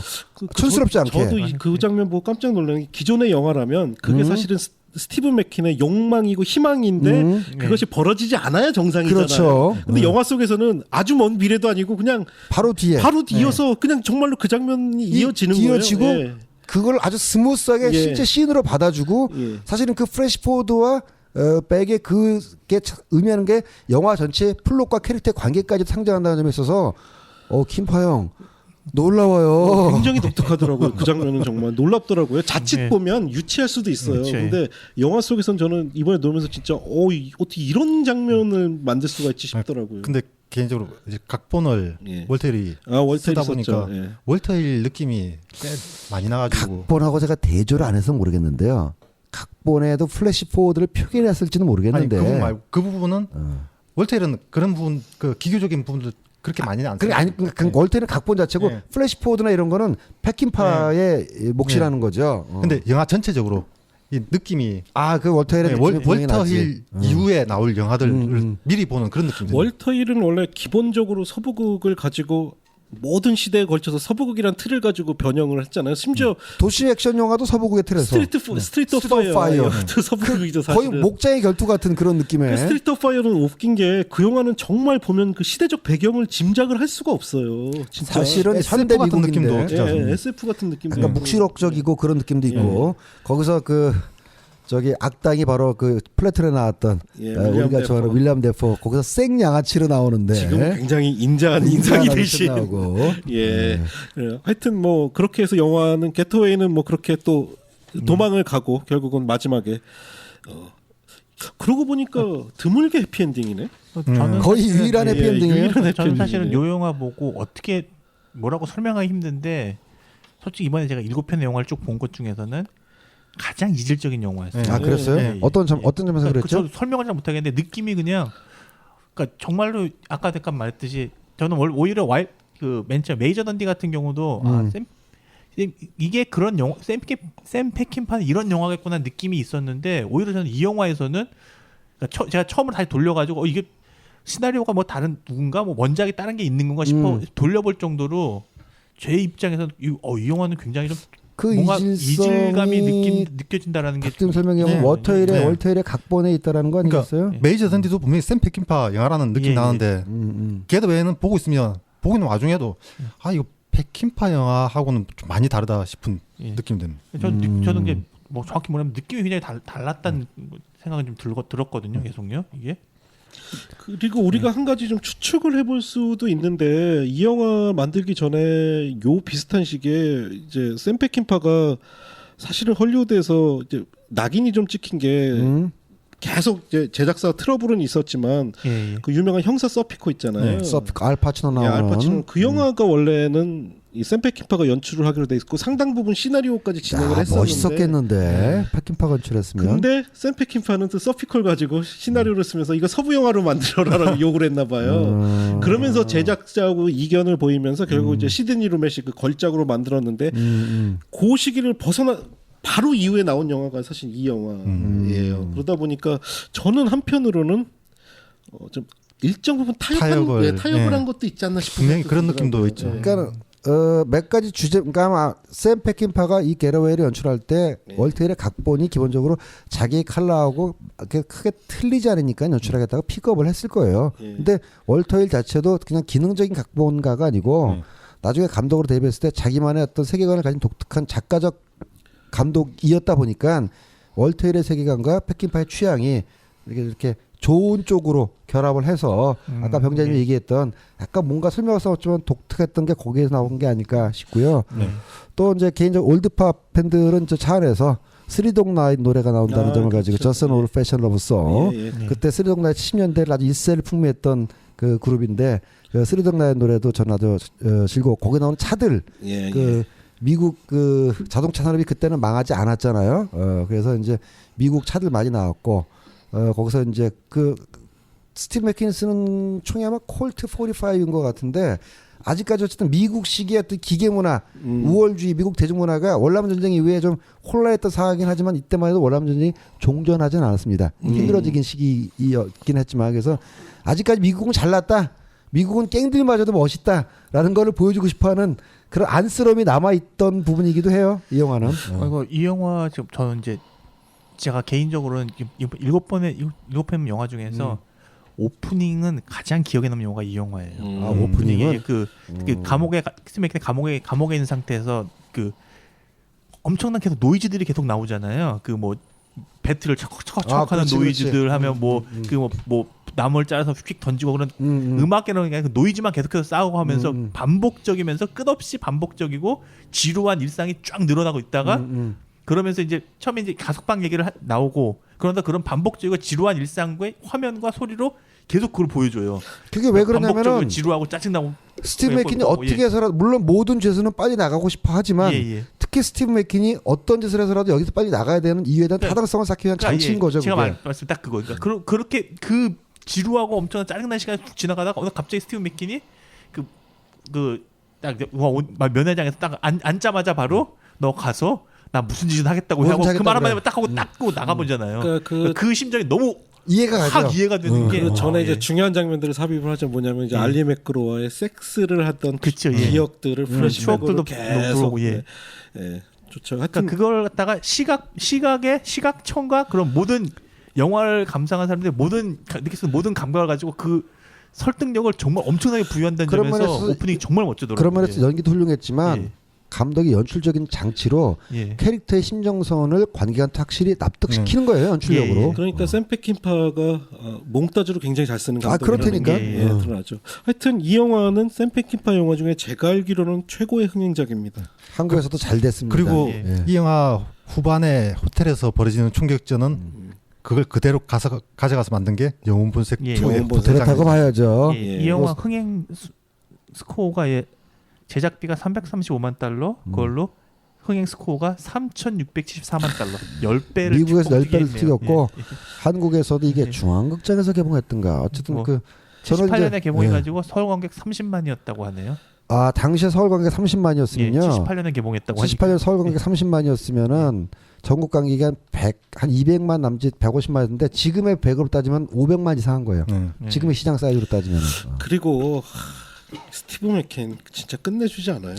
아니 뭐 아까도 제가 아까는 더스티 호퍼를 빨다가 지금 스티브 맥퀸을 빨아야 되겠는데 캐스팅 정말 잘하는 것 같아요. 아까 뭐 죄송합니다 맥퀸 형님 여기서 약간 요즘도 스티브 맥킨 나옵니다. 감독 스티브 맥킨이라고 예. 있어요. 그 영국 출신 흑인 감독. 나도 처음에 나왔을 때 아니 스티브 맥킨 왜 또 나왔지? 그렇죠. 근데 예. 이제 그 사람은 감독이고 제가 요거 보면서 갑자기 또 떠오른 영화가 신시내티 키드라고. 신시내티 아, 거기 끝내주죠. 끝내줘. 그러니까 내가 죄송해요 형님 아까 저 빠삐형에서 더스틴 호프만 발렸다는 얘기했는데 그거는 그 영화에 해당되는 거고 스티브 맥킨 얼마나 훌륭한 배우입니까? 블리트, 겟어웨이, 네. 신시내티 키드, 그다음에 그레이트 이스케이프. 대탈출에서 그 야구 던지는 그러니까 스티브 맥킨이 우리나라에서는 좀 뭐 인상파 배우로 알려져 있는데 해외에서는 쉽게 얘기해서 뭐냐면 쿨함의 대명사예요. 쿨가 예. 연기파. 스티브 맥킨이 그 폐암으로 사망했을 때가 그때 제가 사암을 인지할 초등학교 고학년 중학생이라 가지고 스티브 맥킨의 사망 소식을 접하고 너무 슬펐어요. 스티브 맥킨이 죽다니. 폐암으로 죽었어요? 폐암으로 죽었어요. 아, 스티브 맥킨이 그 쿨앤드 루크의 폴 융원의 뒤를 바로 이어서 그렇지. 완전히 쿨함의 대명사로. 아메리칸 쿨가의 대표적이었지. 그 별명이 그래서 쿨 오브 더 킹이고 킹 오브 더 쿨이고 그 제가 그레이트 이스케이프 영화 진짜 좋아하거든요. 거기서 진짜. 별명이 쿨러 킹이에요. 쿨러 킹.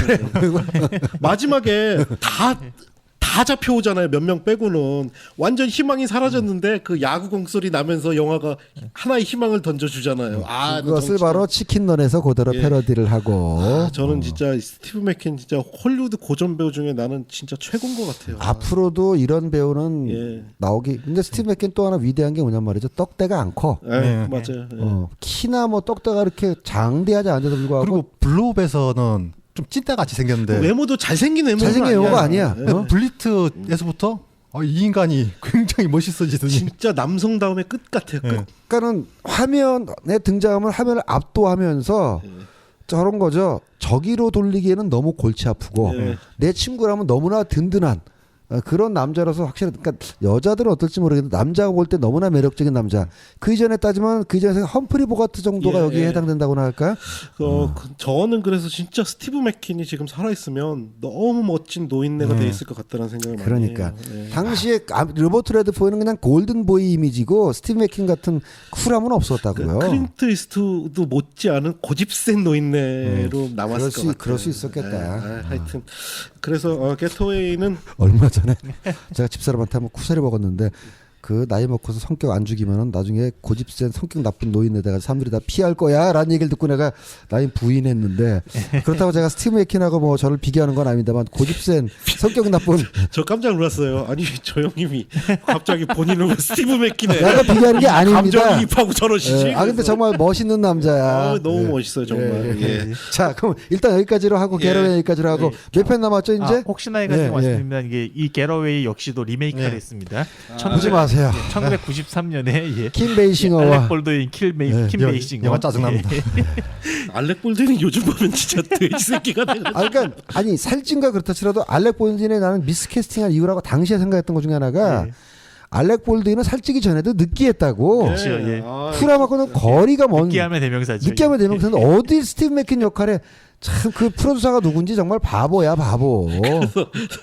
사우스파크에서도 보면 예, 그치. 볼드윈 예. 형제 맨날 욕하고 얼음이 죽이려고 얼굴에 기름이 그러고. 줄줄 흐르는데 알렉 볼드윈. 예, 어찌됐든 게토웨이가 72년도 작품이고 연달아 걸작들을 발표를 하네요. 바로 다음에 73년도 작품이네요.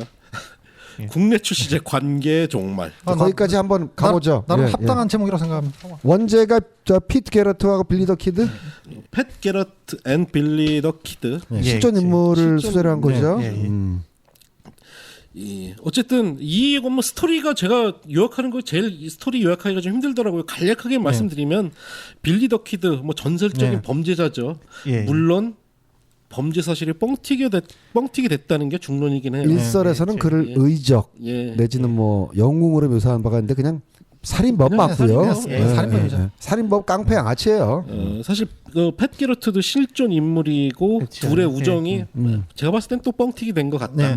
그냥 바텐더하고 잘 알던 예. 그 패키레시 바텐더 예, 시절에. 바텐더였다고 그러더라고요. 예. 그러니까 근데 이 영화 같은 경우에 사실 빌리 더 키드를 다룬 영화는 굉장히 많지 않습니까? 뭐 영건즈도 있고. 네. 근데 에밀리 에스테베스 나왔던 거. 예. 빌리 더 키드를 다루면서 과연 이렇게 아름다운 영화가 그러게요. 있었는가?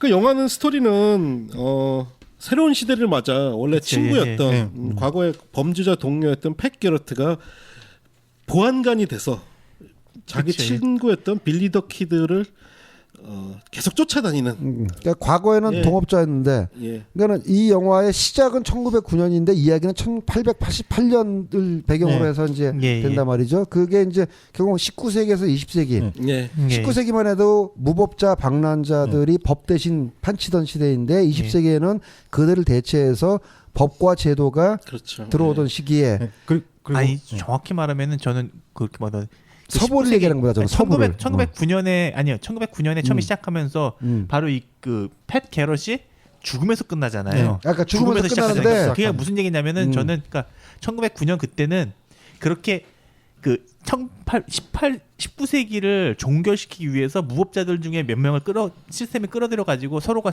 싸워 죽게 만든 거잖아요. 그런데 결국 그 시기에 넘어오면은 그렇게 끌어들인 무법자들 같은 다 죽어 넘어지는 시대로 넘어간다는 거죠. 그러니까 예. 이제 팻 게럿도 팻 게럿도 빌리 예. 더 키드와 같은 무법자이자 총잡이였는데 예. 나중에는 자본가한테 고용됐다고 봐야 되나? 그치. 보안관이니까 정부한테 고용된 건데 사실은 그 정부 뒤에 자본가가 있는 그렇죠. 거죠. 예. 그래서 이제 옛날에 동료라고 해서 좋은 동료는 아니고 예. 도둑질한 동료입니다만 이걸 잡으러 가는 제임스 코반이 옛날에 동료였던 빌리 더 키드 크리스토퍼슨을 잡으러 가는 그래서 결국 뭐냐 무법과 방랑의 카우보이가 아니라 자본가의 직원으로서의 맞아요. 카우보이 예. 예. 예, 업자로서의 카우보이가 그치. 돼야 되는 시대 변형상을 담고 있는 예. 그게 좀 재밌어요. 그리고 제가 아까 잠깐 언급했듯이 카우보이 전성기가 1867년에서 1887년까지로 예, 보거든요. 예. 그리고 키드가 81년에 사망합니다.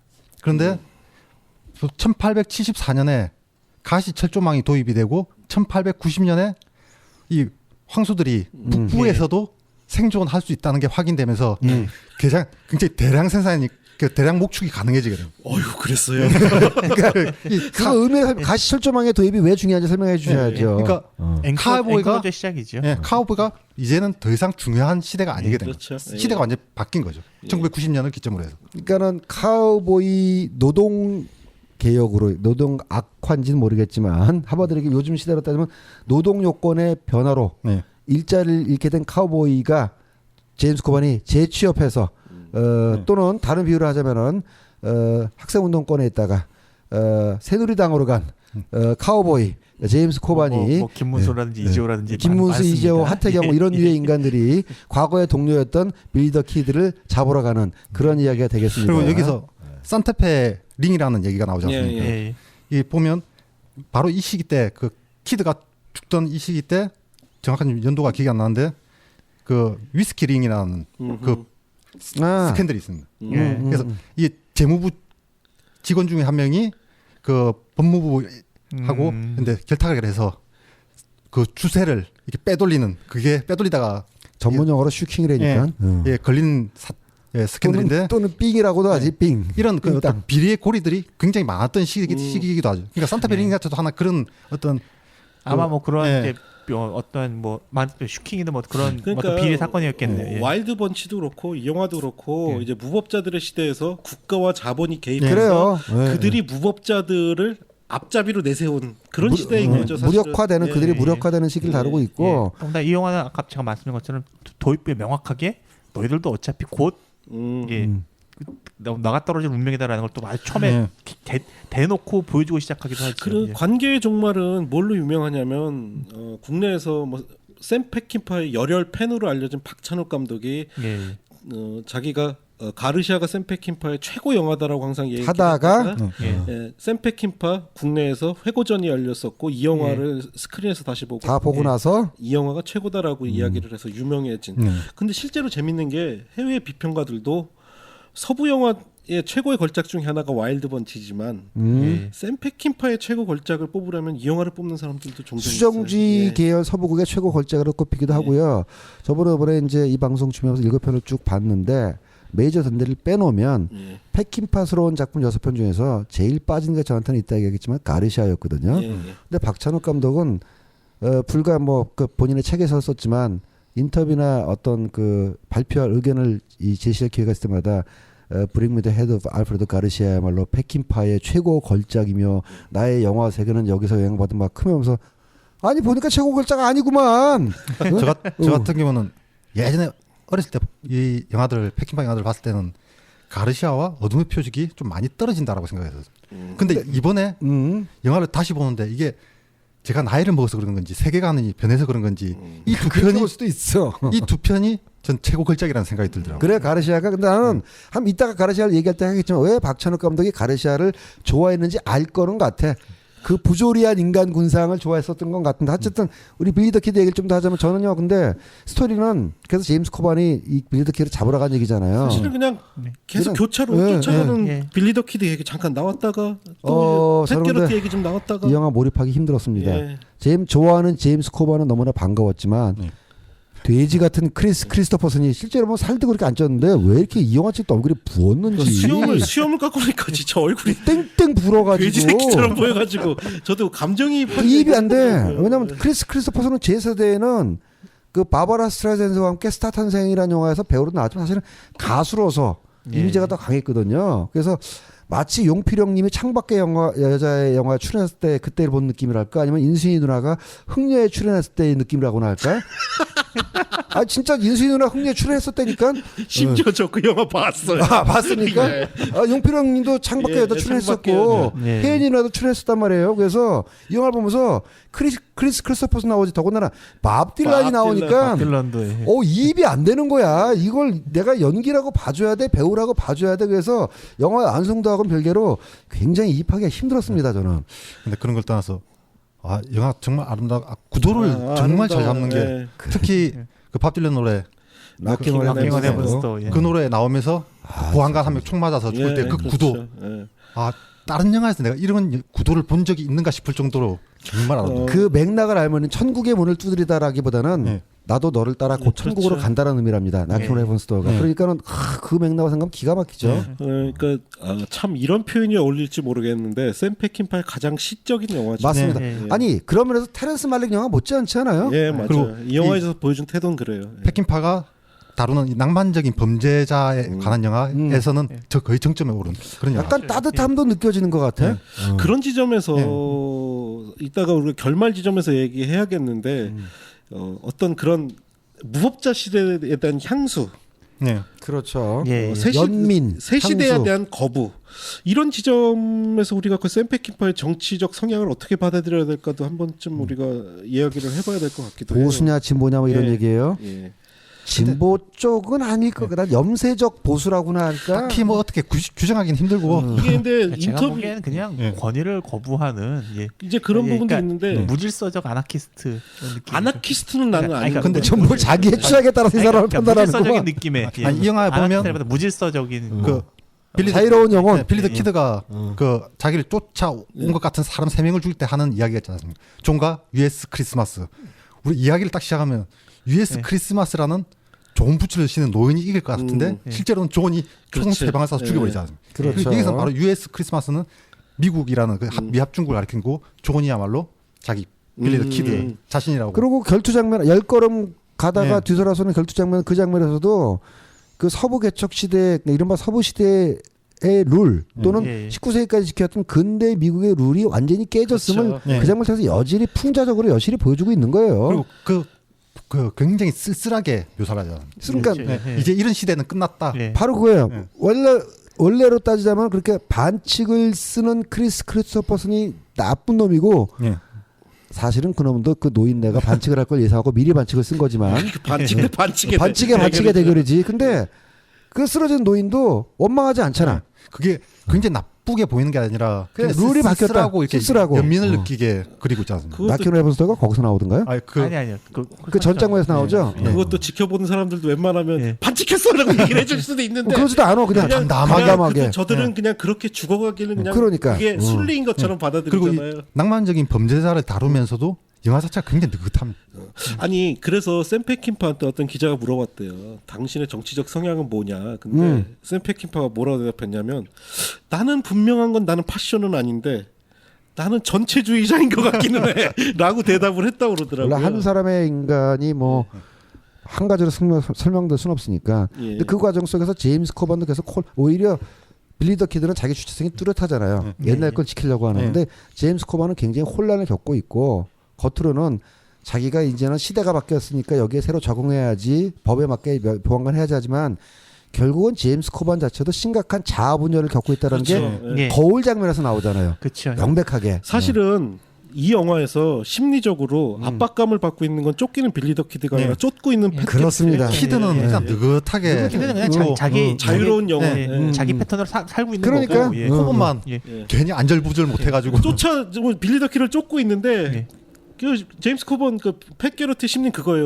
아이고 내가 지금 뭔 짓 하고 뭔 짓 하고 있는 거야. 예. 자기가 말로는 옳은 예. 짓 하고 있지만 마음속으로 옳지 않다는 걸 느끼는 자의 감정. 그러니까 제가 쫓고 있는 이상 그 여기서 펜라이가 정확히 그거잖아요. 그 빌리 더 키드를 쫓고 있는 사람인 거잖아요. 그러니까 빌리 더 키드라는 이상을 나는 이상을 저기 보고 쫓고 하고 있긴 한데 근데 뒤에는 현실이 있어. 자기 와이프도 있고 자기 보안관이랑 직책도 있고 뭐지 그 목장주와의 그 고용 관계 같은 것도 있고 그러니까는 그 사이에서 계속 껴가지고 이쪽에 얘기를 해야 될지 저걸 쫓아가야 될지 아니면 여기 현실에 발을 담궈야 될지 몰라서 계속 방황하는 걸로 나오죠. 그렇게 방황이라도 하고 있으니까 사실 거기서 제임스 코반은 그나마 좀 괜찮은 인간인 거지. 그렇죠, 예. 완전히 자기를 뿌릿속까지 합리화하진 않거든. 남들 앞에서 합리화하는 척해도 자기 혼자 있는 상황에서는 깨어진 거울에 비친 자기를 보면서 가책이라면 가책.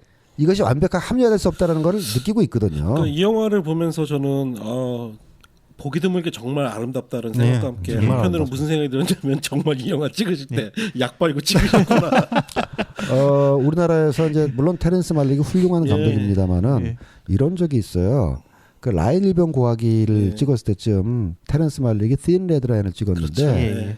어떤 그 평론가인가 기자인가가 저는 근데 개인적으로는 씬 레드라인이 테렌스 말릭 영화 중에서 가장 좀 실망스러웠던 작품 중에 하나였는데 무조건 씬 레드라인이 좋은 영화라는 거지. 왜? 테렌스 말릭은 예술 영화를 찍는 감독이고 스필버그는 오락 영화를 찍는 감독이기 때문에 라이언 일병 구하기보다는 씬 레드라인이 당연히 좋은 평가를 받아야 된다 얘기하는 그 무식한 그걸 보고 그런 분위기가 있었죠. 그런 분위기가 있었어요. 근데 테렌스 말릭의 걸작 중에 걸작했던 그 천국의 계단, 천국의 나날, 천국의 나날, Days of Heaven. 가장 아름다운 서부극이라고 얘기했던 천국의 나날 못지않은 이 아름다움을 나는 이 빌리 더 키드에서 맞아요. 느꼈단 말이죠. 예. 그래서 그 놈 좀 데리고 와서 보여주고 싶었어. 테렌스 말릭 영화 빠는 그 놈. 영화 전체적인 시대 분위기 자체는 이게 막 완전 장난이 죽음이 되는 그런 사회인데 예. 그 사회에서 사람들은 굉장히 느리게 굉장히 이게 아름다운 풍경 속에서 이렇게 천천히 살아가고 있잖아요. 예. 그러니까 제가 아까 초반에도 말씀을 드렸는데 사실은 우리가 샘 페킨파 영화를 이야기를 할 때 그 폭력이라는 부분 때문에 샘 페킨파가 가지고 있는 영상의 아름다움이나 그 테크닉이 가려져 있다는 느낌도 저는 좀 받을 맞습니다. 수 있게 돼요. 사실은 뭐 중간 결론이지만 샘 페키파는 폭력을 다루는 게 아니라 인간을 다루는 예. 감독이라는 생각이 들고요. 그것을 아름다운 영상미로 표현하는 감독이라는 생각이 드는 거죠. 이 영화도 멕시코가 배경인가요? 멕시코인가요?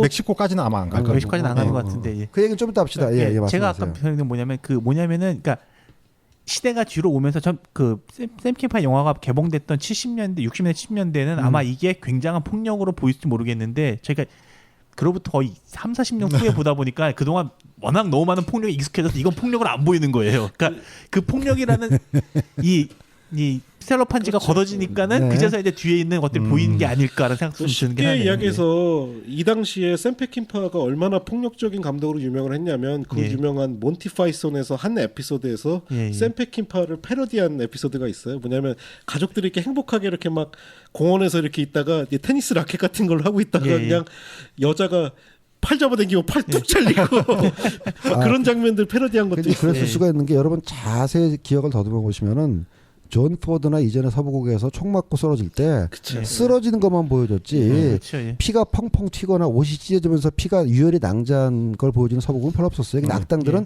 쓰러진다. 예. 먼지와 함께. 근데 페킨파 영화에서 마치 장철에서 칼 한 번 휘둘르면은 피가 튀듯이 예. 페킨파 영화에서는 총알이 이 옷을 뚫고 들어가는 순간에 피가 튀는 모습을 아주 여지없이 보여주거든요. 그러니까 이 예. 비슷한 시기에 두 사람이 동시에 이런 영화를 그러니까. 진행했다는 것도 굉장히 독특하죠. 누가 누구의 영향을 받았는지 모르겠지만 네. 하나는 칼로 하나는 총알로 인간의 신체를 훼손하면서 그 피를 마치 그 캐모스에 흐르는 물감처럼 묘사했다는 네. 점에 있어서 예. 둘이 정말 쌍둥이 아니야 이거? 그러니까 예를 들어서 553이 만약에 나는 샘 페킨파한테서 영향을 받지 않았다고 말을 하는 건 예. 가소로운 얘기지. 제임스 카메론이 내 모든 작품은 내 순수한 창작물이다라고 얘기하는 것과 버금가는 거짓말이라고 할 수 있겠죠. 아니 뭐 593이 장철한테 영향을 받 나는 샘 키미파는 모르고 있고 장철의 영향을 받았다라고 하면 저는 뭐 아니야. 오케이. 분명히 둘 다 둘 다 받았는데 장철한테 좀 더 패킨파와 장철 골고루 받았죠. 그렇게 관계의 종말은 그리고 예. 아까 이 영화 대부분의 배경이 뉴멕시코입니다. 예, 뉴멕시코구나. 네, 맞아요.